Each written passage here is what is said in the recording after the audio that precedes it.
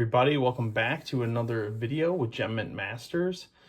Today we've got a PSA reveal, or should I say PSA reveals. We've got two orders here. I'm actually going to break these up into two separate videos, but I just wanted to do a quick intro kind of showing the two orders. And I know in the past or I guess as of recently, I've been doing kind of like a financial breakdown on the orders. Both of these were kind of lower end orders, so I'm not going to necessarily focus on that. I will talk about the financials, but I kind of want to talk a little bit about strategy around kind of lower end submissions. And I think more importantly on this video and both of these videos, I'm going to talk a little bit about some lessons learned. I did a video recently around a PSA pre-submission that I just sent out, and talked a little bit about how I've kind of gotten to the stage in my grading journey where I'm being much more selective on the cards that I send, and I'm kind of going quality over quantity. But these two orders right here, perfect example of quantity. And like I said, I've kind of shifted away from that. These have been out for a couple months now. Just got these back.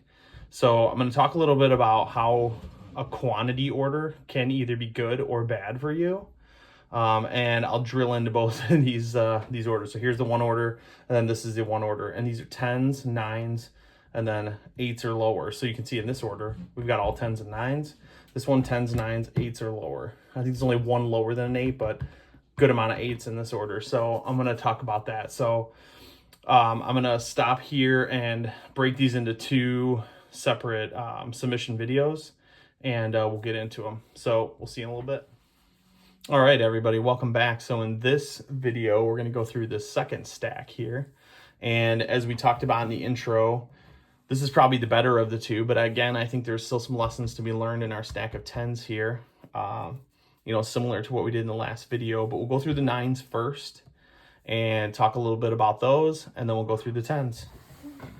If you saw that last video, you'll definitely see how... volatile, I guess is the right word, of a business grading is. But I think it's fun. I still enjoy it. It doesn't discourage me one bit from doing it.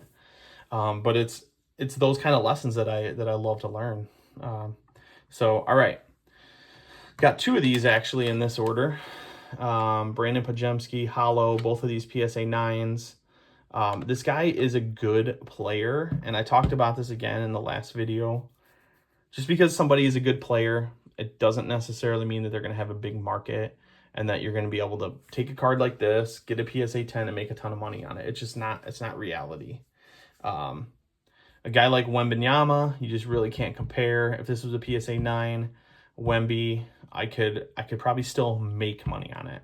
This one in particular, I'm probably going to lose $15 or so. It's just, again, you got to look at a bunch of different things. The player themselves, their overall market. And again, you can track their overall market in sales history on, I think Market Movers is probably one of the best ones because you get overall sales volume. There's a podcast that I love to listen to. It's called the Sports Card Strategy Show. And he does a top 5, by sales volume he'll do like basketball, football. Those are the ones I listen to because I don't really do baseball or anything else anymore. But I'll listen to those, and he'll talk about the sales volume, and every week, like clockwork, it's Wemby. So if you're trying to start a little collection for yourself, or start something where you can, you're hoping to build up your own PC and you're finding cards that you can sell, I mean, listen to something like that. I mean, you could go Wemby all day long and make money. And you're going to have a much higher upside on it, something like a PSA 9. But again, at the front end, you're going to pay more. So that's where you got to find the balance. Like this order here is a lot of low-end stuff. But if you don't hit it, you're going to find that it's hard to sell these cards that aren't PSA 10s. Because, again, these players don't have a huge market. And if people want their cards that are out there looking for them, they don't really want the 9s or the 8s or anything like that. So you got to be very careful. But again, it's all about learning. Don't put yourself out there too much. This is a lot of low-end stuff, like I said, so it's not going to break me. But it's stuff that I probably wouldn't do again unless I did a little bit more research and I had an idea of some of the stuff that was you know, there's more upside or something like that. All right, this next one, this is a gamble I would do again. Zion Williamson Hyper Pink. I got 2 of these. I paid $10 a piece for these. The centering left to right was a little bit off. I don't know if that's what gave these a 9, but they were within tolerance. So I was kind of expecting a 10 because they're very clean. But this is a gamble I would take. There's still a lot of believers in Zion. He had a huge market at one point and he could get back there. If these were 10s, I could make a pretty nice buck on them. I may be able to make my money back on these, but I may wait until maybe the season starts and he actually shows something, because he's been so up and down that I don't know if it's the right time to sell these. If they were 10s, I'd sell them now, no problem, because I think I could still command a high premium. But I'm gonna wait on those a little bit. Here's one that I have no problem with at all, actually. This was a 9 that I was okay with. Luka Doncic Express Lane Blue. I see a lot of people subbing the regular like Express Lane purple or hollow cards like this. I'm just going to say right now, I wouldn't do that. There are so many of those out there, and yes, it's Luka and people buy his stuff, but you're probably looking at $40 max on a card like that in a PSA 10. I only sub this one because it's numbered. Let's see. I got this out of a pack out of 85. So I was like, oh man, I don't even know if this doesn't even get a 10. I think I'm still okay. I pulled it out of a pack, 20 bucks. I think this is still like maybe like a $30 card or something because it's numbered. But yeah, be careful on inserts. Inserts are not as popular as base card parallels. So just remember that. This one I was 100% bummed on. This was a PC card for me. I paid $1 for this and it looked flawless. I don't know what's wrong with it. Maybe it's faded or something. I don't know, but it didn't look like it was to me. This was like one of the sharpest cards I've ever seen. If you saw my last order I subbed, I had a Shaq rookie in there. This is a gold. That one was not. So maybe there's more scrutiny on this or something. I don't know, but I'm bummed. I thought this was going to for sure get a 10. I just thought it would be a cool PC card to have. I don't necessarily know if I'll keep it in a 9 like this, but man, some of these older, I love subbing 90s stuff because I just, if I can get a 10, it's such a great feeling that you could take a card that's been around for so long, sitting in somebody's collection or box somewhere, and somehow it has just remained in flawless condition, which this one does. So I'm bummed on that one, but I'm gonna keep trying. It's, you know, I sell these other ones so that I can do stuff like this because it's just enjoyable to me. It's part of the collecting, part of the hobby. But again, you win some, you lose some. So that's our 9s. We actually did pretty well on this order. We had a nice 10 stack.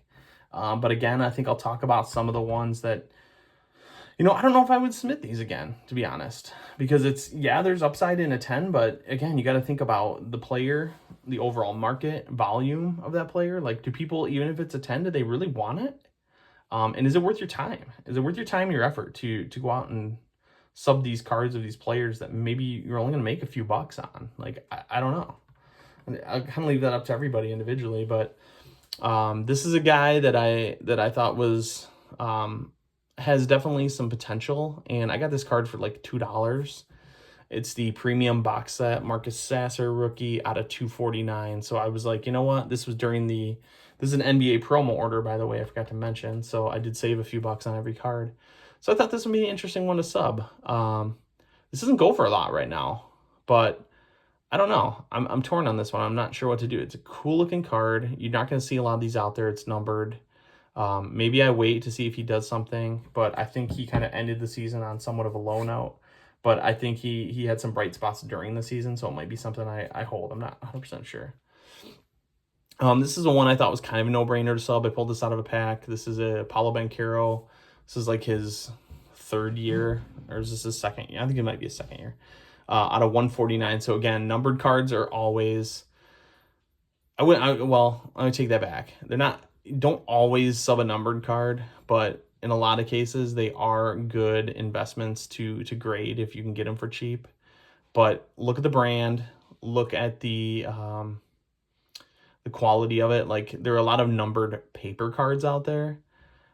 You could take a paper card just like this out of 149, sub that, get a 10, and then sub this one right next to it, get a 10, and you could probably sell this one for twice as much.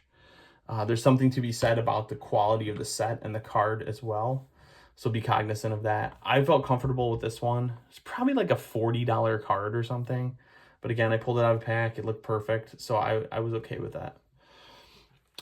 Here was another one I had. I actually just had this card in my collection. I was not going to sub this, but it looked really good.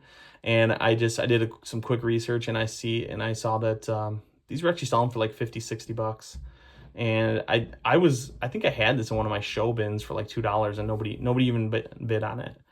But I can get 50 or 60 bucks for this Case and Wallace Silver Prism. This is the most sought after parallel in any of the sets retail that are out there. Prism Silver, much higher premium than an Optic Hollow. So think about something like that if you're trying to sub some cards or you want to build a collection. Silver Prism is always going to command a higher premium, and you're going to have a lot more flexibility in selling something like a 9 if you don't hit the 10 that you want. Here's another one. This one was interesting. I picked this up at a card shop actually recently. The guy had 10 bucks on it, and I was like, that seems really cheap. So I just did, again, some quick research, 130 point. While I was in the shop, looked it up. This is like a $15 to $20 card normally raw, and he had 10 on it. I looked at it, looked really good. So I subbed it. This is a $100 card. It sells for 100 up to like 110 or 115. So nice success on this one, Cam Whitmore. I don't really know much about this guy, but I do know that his cards sell, and this one I can make a decent amount on, so I'm going to sell it while I can capitalize on that and not take the risk of him panning out. If he does better, so be it. Somebody else is going to make out, but I've got my eggs in other baskets. So here's another guy that I've talked about before, Pajemski. This is Prism. This is a Ruby Wave. Not as valuable as the silver. Got this for $5. I think it's like a $40 card. I thought this would be more expensive, but it's not. But again, I'll be okay on it. But I was a little surprised on that. So again, do your research. Prism is the set to get. A Ruby Wave of somebody like Wemby is going to command a high price, but the Silver Prism is always key. The Silver Prism of this same player, Pajemski, is like $80 to $100, and this is like 40. So you could pick up a Silver Prism of his for like 10. This is 5. Go that route. That's another kind of lesson learned. And on a PSA 9, you're probably still going to make money on his. All right, here's another one. This one's interesting. Amen Thompson, one of the top, I guess I would say the top 5 rookies maybe in this set. The hype has really died down with him since the season is over. So this might be one that I hold on to and let the season start a little bit, see how he does. But these were cheap. These were like $5. So I picked up a handful of these again for the NBA promo. Got a PSA 10. I got another one here that's also a 10, but this is only like a $40 card. I was a little surprised by that. So again, I'll make money on it, but do I take the, let's say, $10 victory right now? Or do I wait a little bit? I don't know. I'm a little torn. I'm probably like bucking my own advice here by not selling these, because that's kind of what I've said to do all along. Sell it while you can, make the money, invest it into something else. So I may end up selling those. Stay tuned on that. Here's another one. This is interesting. This is a Thunder Lane Tectonic Prism. This is LeBron. This is not like any other player in this card. In a PSA 10, it's like a $20 to $30 card. For some reason, this one sells for about $75. I say for some reason, it's LeBron. People love him. Talk about a huge collector market. This guy has it. This guy has it. Wemby has it. There's certain guys that have it. So when you're subbing, and I was talking about inserts earlier, like parallel non-numbered inserts, which is what this one is, be very, very careful. And it really has to be one of a few players to do it, to make anything. And not only that, but like this is a card where I could be okay on a 9 as well. $75 on a card that I probably could pick up for a couple bucks. That's awesome. I would do that every day. So again, think about the player. Here's a great example again, Wemby. I opened one retail box of Optic this year because I wish I would have opened more of those. Those were pretty cool. They had two numbered cards. I actually got 3 numbered cards out of mine. Check out that video if you haven't seen it. And this out of my box, the Luka that I showed. I can't remember if it was in this stack or the other one. The Luka, I think it was in this one. The Luka Blue out of 85 I pulled out of that box. But this is a Wemby Purple. This is only like a $200 card, 250 maybe tops. But you can get this for under $100. So again, this is a great example of a card like I was talking about the Pajemski. You're gonna pay more for this Wemby up front, but if it looks good, you're confident with it. You get a 9 or a 10, you're still making money. So again, it's really about the player in the market. This one here, oh man, new milestone for me. This was a Kraken resub. I pulled this out of a pack. I got a 9. That's when I submitted it my first time. I was like, oh man, what is wrong with this? I took it out. I saw like a little blemish and I was like, oh man, okay. I cracked this out. I saw why they gave me a 9, I think. But now that I've cracked it out, what do? I was like, I'm just going to sub it again. I got a 10. I mean, overall, it looked amazing. There was just sometimes when it's a tiny flaw, like they let that go because everything else, corners, surface, back, everything looked good. So now I have this card in my my collection. Kind of a bummer that I had to sub it twice, but it's just that's the nature of the game. That's how it goes. Here's an interesting card. I paid $1 for this. This guy, I talked about him on my last video. I thought this was worth subbing. This was $100 at one point last season. And so I saw this for $1. I was like, oh, I'm going to sub that. That was selling for 100. And then I look now, it's selling for like 15 or something. So it's amazing how the market can fluctuate for players that hit some hype maybe during the season.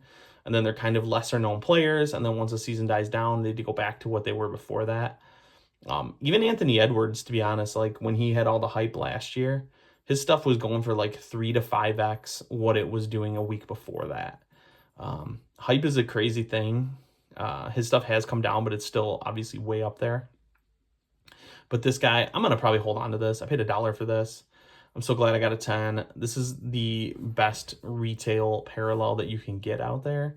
So I'm going to give it, I'll probably just hang on to that one. And I think he's bound to have a good season. So once that happens, I'll sell it.